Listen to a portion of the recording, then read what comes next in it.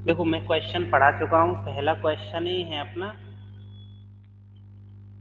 For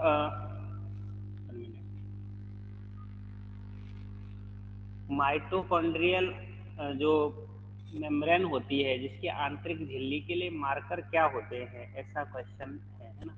और मैं आपको पढ़ा चुका हूँ, इसमें से कैटालेज होते हैं या फिर ऐसे एसिड फॉस्फेट होते हैं, सक्सिनेट डिहाइड्रोजनेज होते हैं या फिर एटीपी होते हैं। तो वैसे मैं पढ़ा चुका हूँ, लेकिन इसका जो राइट आंसर है सक्सिनेट डिहाइड्रोजनेज है ना।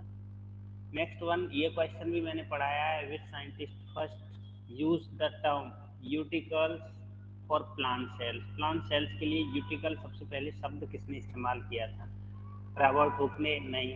ब्राउन ने? नहीं। केंद्रक के लिए किया था। डिटोरिसेट ने? नहीं। मतलब अपने पास बचा मार्सेलो मालपीजी है ना। मार्सेलो मालपीजी ने सबसे पहले यूटिकल शब्द प्लांट सेल्स के लिए इस्तेमाल किया था। नेक्स्ट है which structural features of liposome makes it useful for encapsulation and drug delivery. ये इम्पोर्टेंट है, मोस्ट इम्पोर्टेंट है, वहाँ नहीं भले ही आया, वो पूछ रहा है लाइपोसोम की वह संरचना, वो कौन सी संरचना की विशेषता है जो इसे पदार्थों के इनकैप्सुलेशन और ड्रग डिलीवरी के लिए उपयोग में आती है।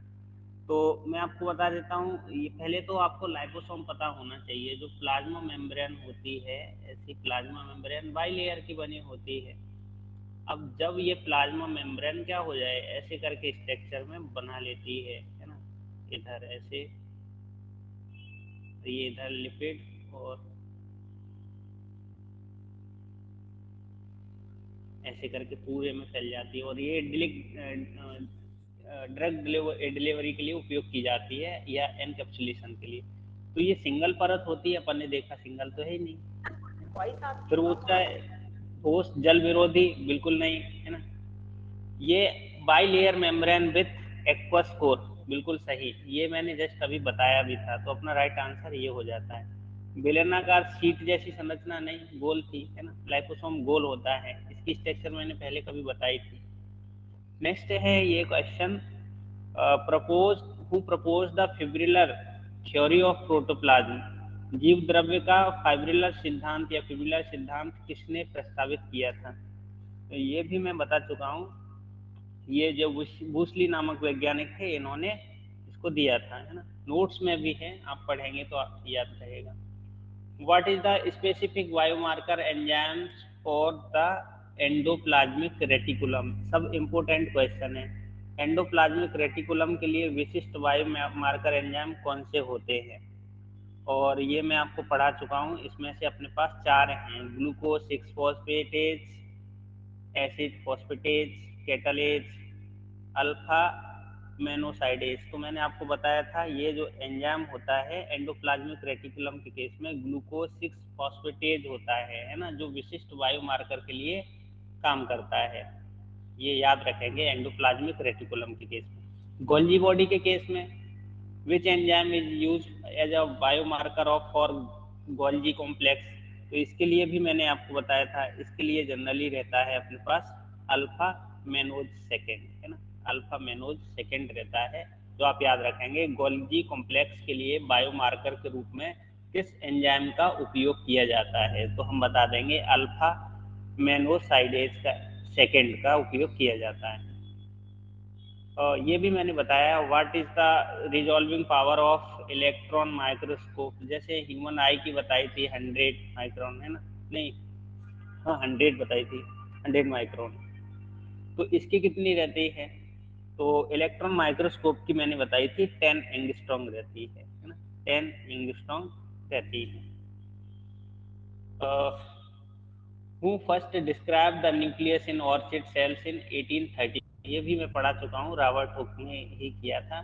पुरकिंजे अपने प्रोटोप्लाज्म से रिलेटेड है। ये अ, अपने क्या बोलते हैं, फोंटाना न्यूक्लियोलस से रिलेटेड है। रॉबर्ट ब्राउन, रॉबर्ट हुक नहीं, सॉरी, रॉबर्ट हुक ने सेल्स के लिए की थी, रॉबर्ट ब्राउन, सॉरी, मिस्टेक है ना। नेक्स्ट है which scientist coined the term metabolism. Metabolism शब्द किसने दिया था? तो ये शब्द जनरली मैं आपको बता देता हूँ, ये स्वान ने दिया था, है ना, स्वान ने दिया था, तो आप याद रखेंगे बस, कुछ है थोड़ा। Next, who discovered the centrosome in animal cells in 1808? अच्छे क्वेश्चन है, मोस्ट है, एपी के पर्पज से तो बहुत अच्छे हैं। तो ये भी मैंने आपको बताया था, बोवेरी ने डिस्कवर किया था, पिछली बार शायद आया भी था अपने एपी में। और नेक्स्ट है, protoplasm was called sarcode by which scientist? जीव द्रव्य को सार्कोड वैज्ञानिक ने कहा था, है ना। तो इनमें से अपने पास 4 ऑप्शन हैं फिर से, पुरकिंजे है, वॉन है, डुजार्डिन है, कॉर्टी है। तो मैं आपको पहले ही बता चुका था, सार्कोड जो शब्द है ये किसने दिया था? पुरकिंजे ने तो प्रोटोप्लाज्म कहा था, है ना, पुरकिंजे ने प्रोटोप्लाज्म कहा था, तो यहाँ पर डुजार्डिन है ना, इसका जो राइट आंसर है सार्कोड कहने के लिए डुजार्डिन है। नेक्स्ट है, which system within the cell is primarily involve in the formation of lysosome? कोशिका के भीतर कौन सी प्रणाली मुख्य रूप से लाइसोसोम के निर्माण में शामिल होती है? तो मैंने आपको वैसे तो बताया था, वो गर्ल करके याद रख सकते हैं, है ना, वो गर्ल करके याद रख सकते हैं, vacuole, Golgi body, endoplasmic reticulum और लाइसोसोम। तो यहाँ पर GRL दिया है, तो अपना राइट आंसर भी ये हो जाएगा, है ना, इनसे कोई कनेक्शन नहीं है। टिमटोम तो अपन को माइटोकॉन्ड्रिया के केस में देखने के लिए मिलता है। Who introduced the concept of tissue culture in 1902? 1902 में टिश्यू कल्चर की अवधारणा या कॉन्सेप्ट किसने दिया था? ये तो हमें ही पता है कि हेवरलैंड ने दिया था, गोटिव हेवरलैंड, है ना, तो अपन ये याद रखेंगे, बाकी का इनसे नहीं है। नेक्स्ट वन है, ये भी क्वेश्चन अच्छा है, which term was coined by J.Q. Plov in 1931 for the cell membrane? 1931 में J.Q. प्लॉव ने खोजका झिल्ली के लिए क्या शब्द दिया था? तो सबसे पहले इन्होंने इसको बोला था प्लाज्मा लेमा, है ना, प्लाज्मा लेमा शब्द दिया था, आप याद रखते जाएंगे। नेक्स्ट है, what is the nature of the core of micelle and its primary function during digestion? Micelle के कोर की प्रकृति क्या है, पाचन के दौरान इसका मुख्य कार्य क्या होता है? तो माइसीली ऐसे बनती है, जस्ट मैंने बताया था, वो जो लाइबोसोम थे वैसे टाइप के रहते हैं, लेकिन यहाँ पर क्या रहते हैं, सिंगल लेयर वाला रहता है। तो यहाँ बताया कि इसके पास हाइड्रोफोबिक कोर होती है और ये सॉल्युबल इन फैट्स रहती है ना, तो ये दोनों इसके आंसर हो जाते हैं, है ना, माइसिली का स्ट्रक्चर आ जाता है। नेक्स्ट है, ये तो पढ़ा ही है, द स्मॉलेस्ट सेल माइकोप्लाज्मा है, साइज कितना होता है? साइज अपन को पता है सबसे छोटी कोशिका है, लेकिन इसका साइज 0.1 से 0.3 माइक्रोमीटर रहता है, मिली माइक्रोन होता है, सॉरी माइक्रोमीटर नहीं, मिली माइक्रोन रहता है ना।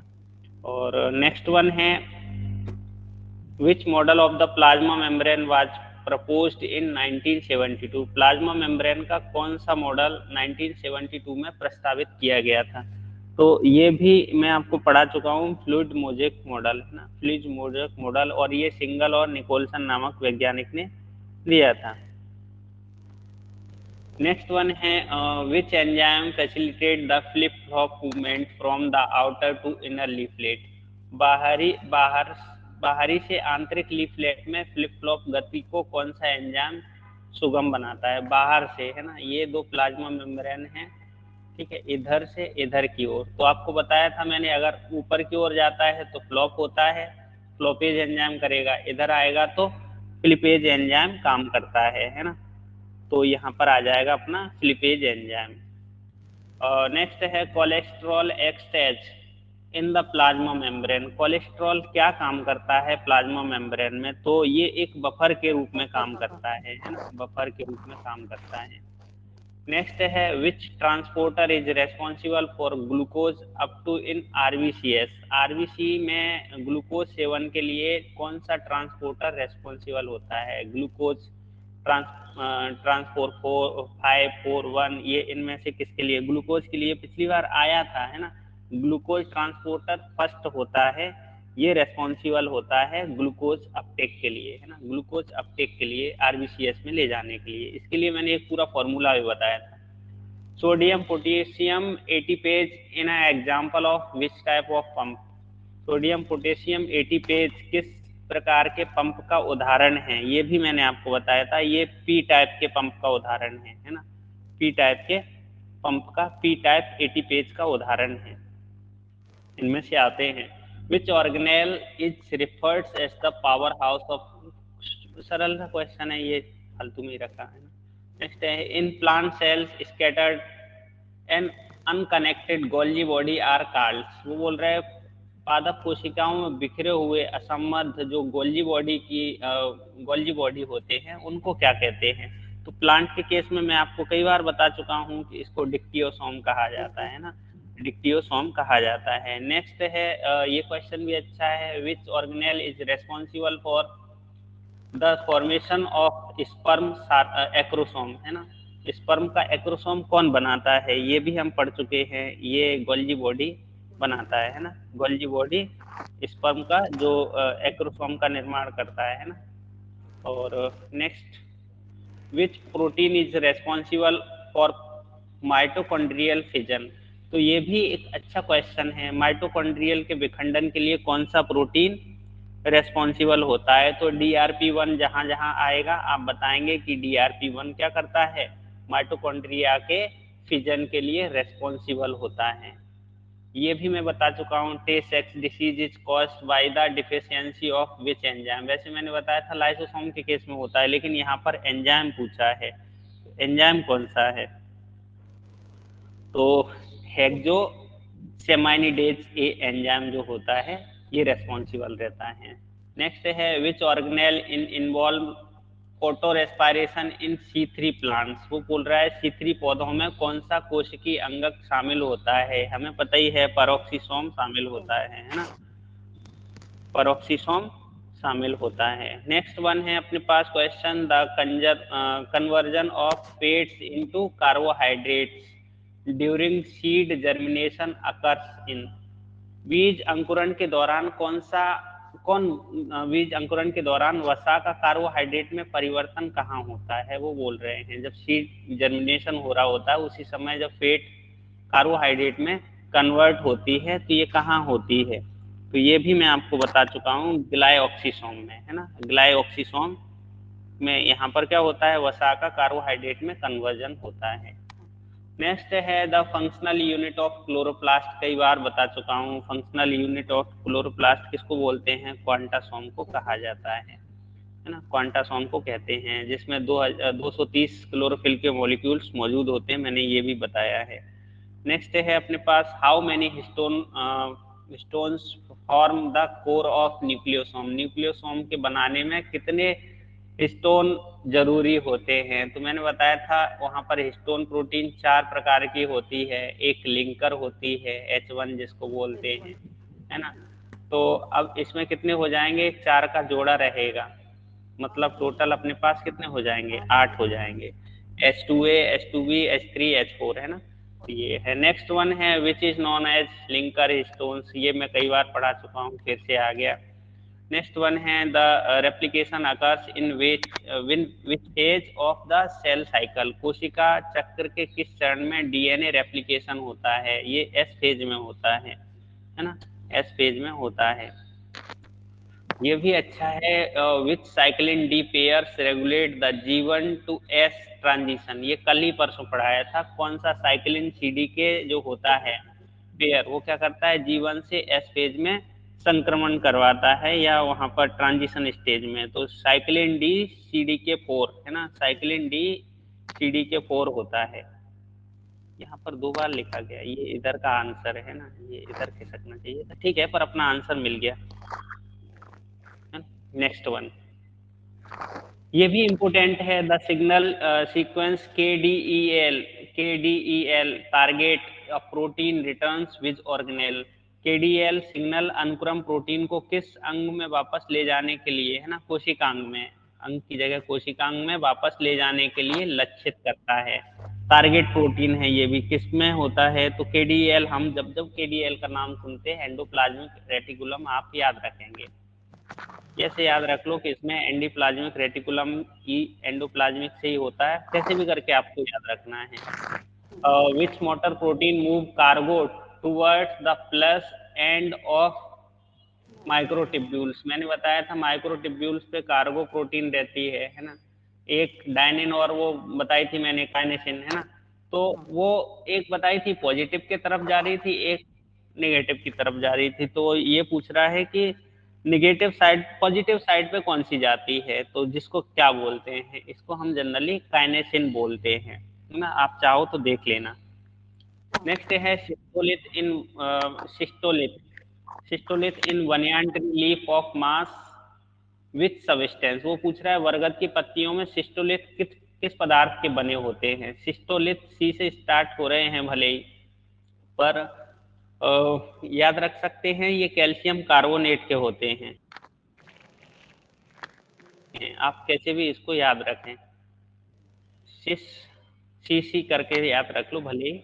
कैल्शियम ऑक्जेलेट के रेफिड्स रहते हैं, है ना, ये नहीं है, सिस्टोलिथ ये है। नेक्स्ट वन है अपने पास which drug stabilise microtubules and prevent disassembly, है ना, डिस असेंबली, है ना, डिसअसेंबली, कौन सी दवा जो है या ड्रग है माइक्रोट्यूब्यूल्स को स्थिर करती है ना, या स्टे कर देती है, उनके विखंडन को रोकती है, तो ये भी मैं आपको पढ़ा चुका हूँ, टेक्सोल, है ना, टेक्सोल जो होता है ये क्या करता है, ड्रग स्टेबलाइज करता है, ये ड्रग क्या करता है, स्टेबलाइज करता है माइक्रोट्यूब्यूल्स को, है ना, और प्रिवेंट करता है डिसअसेंबली, और उनके विखंडन होने से रोक देता है। नेक्स्ट वन है अपने पास what is the structure organization of centriole, आपको पहले ही पढ़ा चुका हूँ कि सेंट्रियोल होते हैं माइक्रोट्यूब्यूल्स की छोटी छोटी स्ट्रक्चर होती है, लेकिन इसमें क्या अरेंजमेंट होता है, 9+0 होता है, 9+1 होता है, तो मैंने आपको बताया था 9+0 अपन को सेंट्रियोल्स में मिल जाता है। अगर 9+2 की बात आए तो जब जब फ्लैजिला की बात आती है तो हमें वहां पर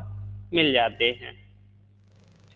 हाँ, यहाँ पर ट्रिपलेट होते हैं फॉर्म में, 1 2 3 1 2 3 1 2 3 ऐसे 9 होंगे, है ना, पूरे 1 2 3 4 5 6 7 8 9, और 3 3 के ट्रिपलेट में जुड़े हुए होते हैं। सेंटर में अभी आएंगे और क्वेश्चन, है ना, सेंटर में कार्टव्हील लाइक स्ट्रक्चर ऐसे करके ये जुड़े होते। चलो नेक्स्ट वन है which inclusion stores starch in plant cells, पादप कोशिकाओं में इंक्लूजन स्टार्च संचित करता है।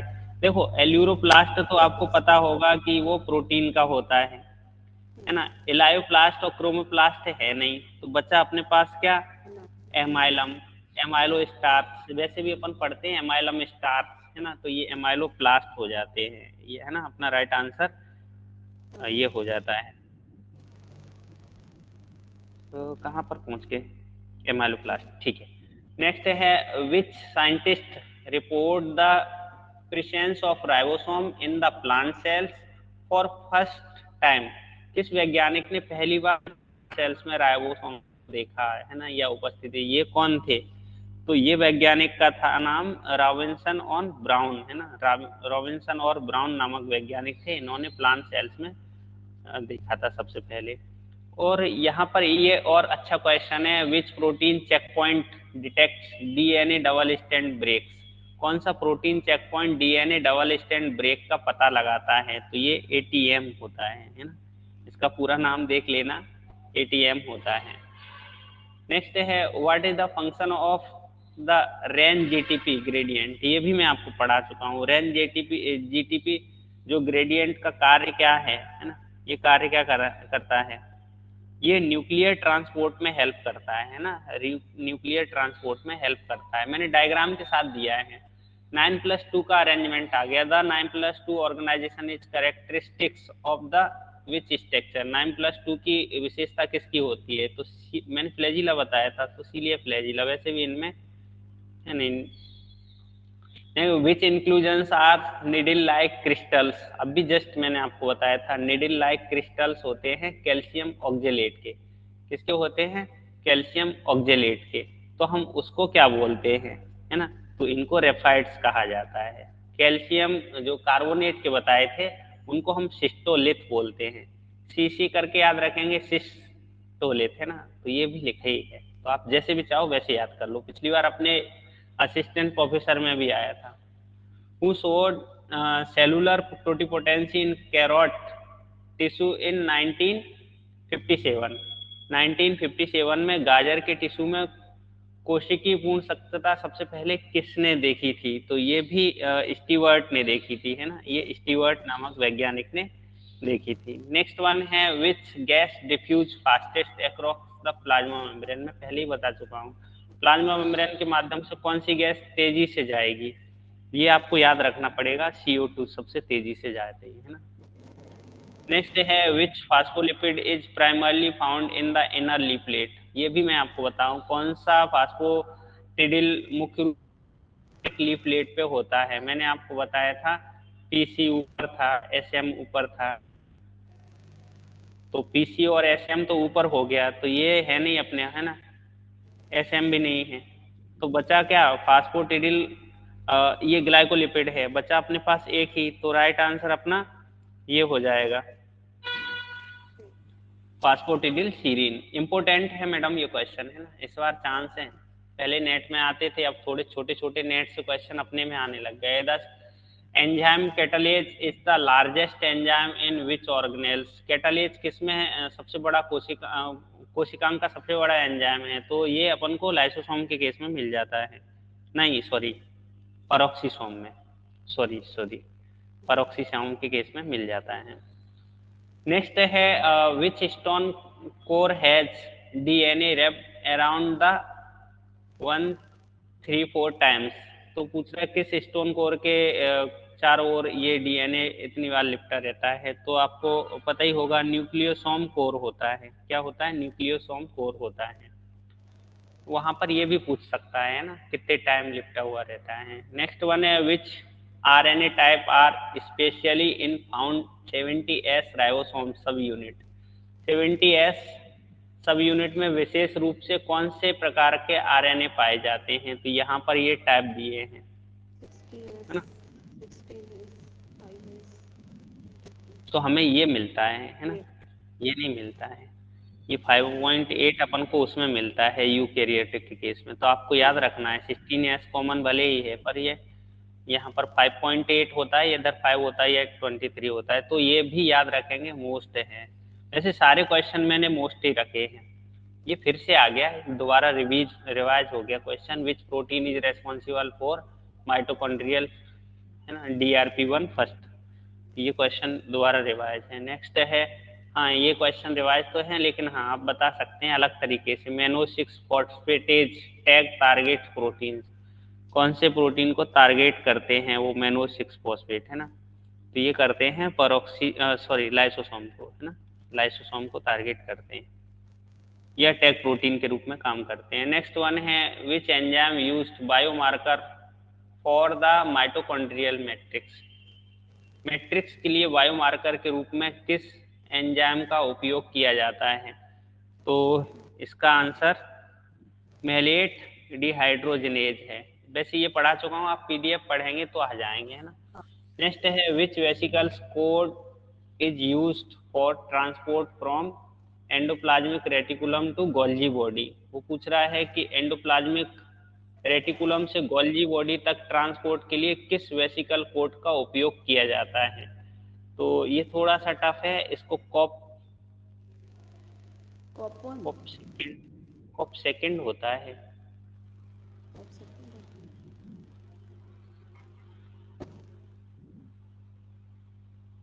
है ना, हाँ लिखा है, यहाँ थर्ड लिखा, यहाँ पे इस तरह से, हाँ तो ये है।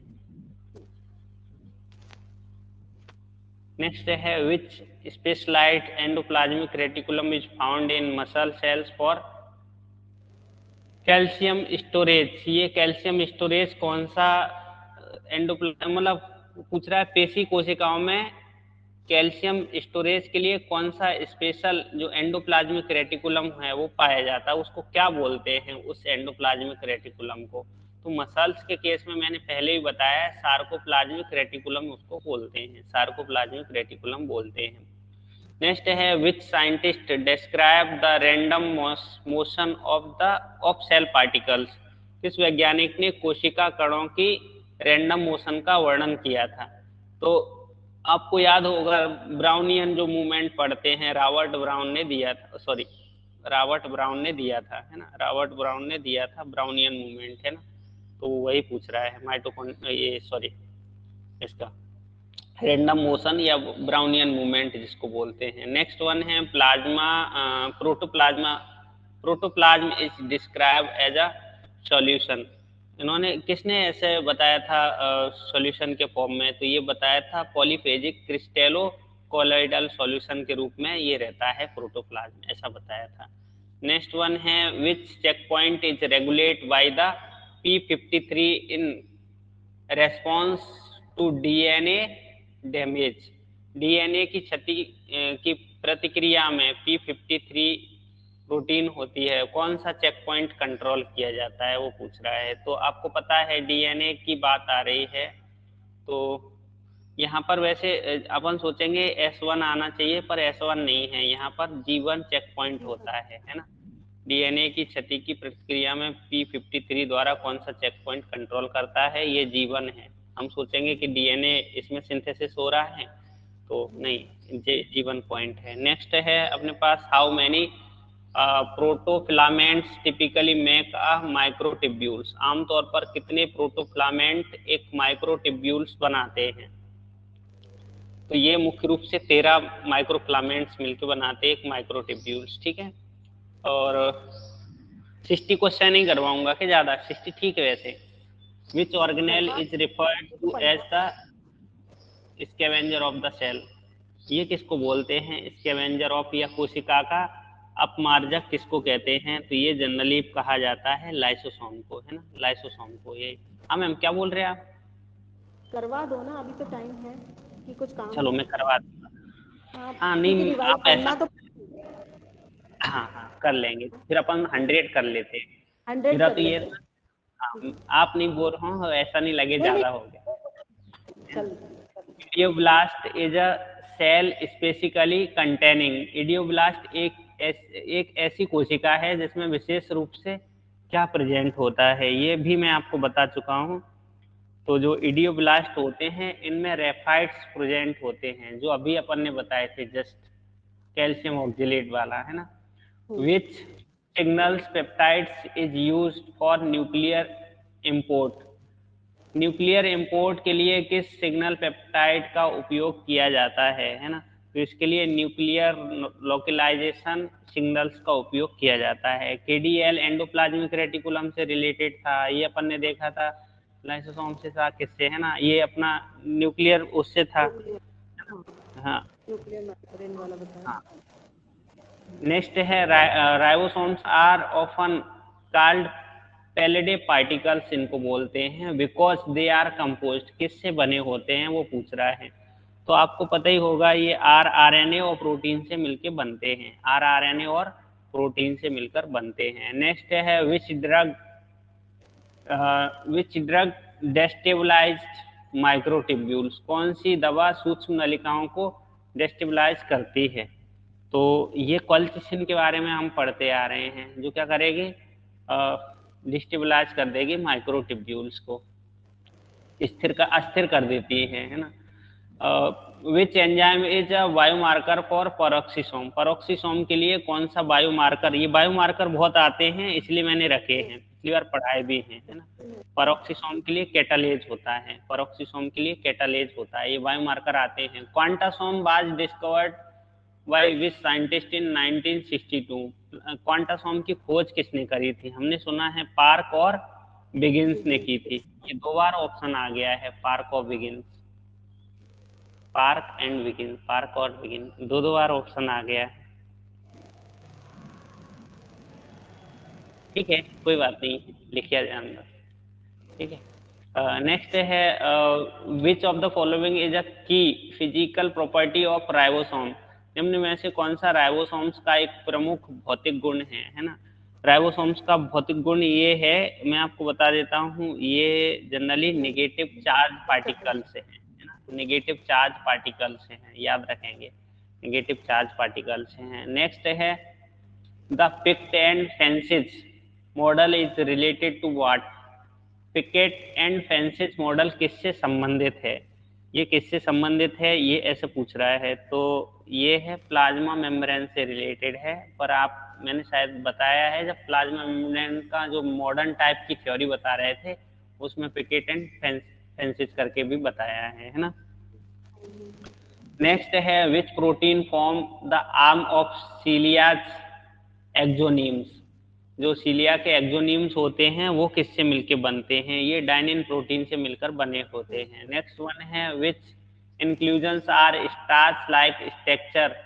कैल्शियम ऑक्जेलेट, कैल्शियम ऑक्जेलेट्स की बात कर रहे हैं तो अभी जस्ट अपन ने पढ़ा था है ना। कैल्शियम ऑक्जेलेट्स की देखो निडिल लाइक होती है तो रेफाइट्स थे है ना, निडिल लाइक थे तो रेफाइट्स थे, लेकिन वो पूछ रहा है क्रिस्ट स्टार लाइक, इसका मतलब है तो वो आंसर नहीं। और देखो यहाँ पर सिस्टोलिथ तो अपन ने देखा था ये थे नहीं, कैल्शियम कार्बोनेट के थे, तो ऑक्जेलेट की बात हो रही है। एल्यूरोन तो इससे रिलेटेड है प्रोटीन से, रेफाइट्स है नहीं, भले ही ये ऑक्जेलेट से बने होते हैं। तो बच्चा अपने पास एक ऑप्शन तो हम एलिमिनेट करके भी एक अच्छे तरीके से कर सकते हैं। Who discover ribosomes in animal sales, अभी अपन ने प्लांट सेल्स में देखा था। तो यहाँ पर पेलिडे नामक वैज्ञानिक थे जिन्होंने राइबोसोम्स को एनिमल सेल में डिस्कवर किया था। Which junction is crucial for tight connection cell and prevent leakage in secretory tissue. स्त्रावी ऊतकों में कोशिकाओं को मजबूती से जोड़ने और लीकेज को रोकने के लिए कौन सी संधि महत्वपूर्ण होती है? टाइट जंक्शन, टाइट जंक्शन होती है, यही क्या करती है? लीकेज को रोकती है। ये एनिमल के केस में रहता है। नेक्स्ट है which signal is responsible O linkage. ये भी अभी बताया था ग्लाइकोसाइलेशन के ओ लिंकेज के लिए कौन रेस्पॉन्सिबल होता है, तो आपको बताया था जस्ट मैंने, गोल्जी बॉडी। ये ओ लिंकेज ओ लिंक ग्लाइकोसाइलेशन के लिए रेस्पॉन्सिबल जो ऑर्गेनेल है वो अपना गोल्जी बॉडी है। एपीसी या C is active during which phase of mitosis. समसूत्री विभाजन के किस चरण में एपीसी सी एक्टिव होता है ये पूछ रहा है। तो ये एनाफेज में होता है ना, एनाफेज में एक्टिव होता है। क्या है? इसको मुझे देखना पड़ेगा मैडम, देख लेंगे फिर बताएंगे। शायद अपन ने नोट्स में बताया है, आप एक बार उसमें पढ़ना। हाँ, नहीं होगा तो फिर मैं वैसे भी एक्सप्लेन कर दूंगा, फिर मेरे को देखना पड़ेगा, फ्लो टूट जाएगा। जी जी है ना। वैसे मैंने यहाँ इसलिए नहीं रखा, फिर वो क्वेश्चन का आंसर आप बता देंगे, नहीं तो पूरे फॉर्म भी रख देते। Which protein check point detects unattached chromosomes. कौन सा प्रोटीन चेक पॉइंट अनअटैच गुणसूत्रों का पता लगाता है ना। तो ये कौन सा है? एटीएम प्रोटीन होता है, नहीं मेट टू है ना, मेट टू रहता है, सॉरी। कौन सा protein check point unattach chromosomes का पता लगाता है? ये मेट टू रहता है ना, मेट टू रहता है। नेक्स्ट है, ये भी इंपॉर्टेंट है मैडम, मोस्ट इंपॉर्टेंट है, आप याद रखना, अभी बोल रहा हूँ आप नोट कर लेना। What is the junction that connect cell to extra cellular. Cell को एक्स्ट्रा सेलुलर से जोड़ता है, इसको हम क्या कहते हैं? देखो टाइट जंक्शन तो अभी अपन ने जो देखा था नहीं, सेल टू सेल को टाइट कर रहा था है ना। एडरिन जंक्शन है नहीं, गैप जंक्शन है नहीं, बचा अपने पास सेल टू, सॉरी हेमिडेस्मोसोम नहीं दिया है इसमें। नहीं, एडोरेशन टाइट मैट्रिक्स और gap cell junction. Two cell to matrix junction, इसको ही हेमिडेस्मोसोम्स बोलते हैं। यहाँ डायरेक्ट ही लिख दिया है, ऊपर का सेम तो लिख दिया है। सेल टू एक्स्ट्रा सेलुलर में सेल टू मैट्रिक्स, इसका नाम नहीं लिखा है ना, हेमिडेस्मोसोम्स बोलते हैं है ना, हेमिडेस्मोसोम्स आप याद रखेंगे। पर enzyme for the plasma membrane, plasma membrane के लिए मार्कर एंजाइम होता है।